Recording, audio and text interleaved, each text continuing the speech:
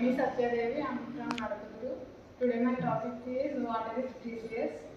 Water is the most important thing in your life. We need to cooking and drinking and cleaning. 97% of water is salt water and 3% water is pure water.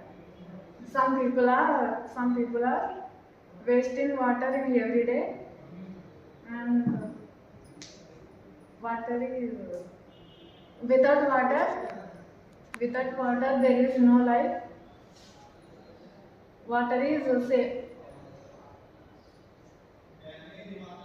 Like water is we should save water in turning off taps and plants growing to water, using to water.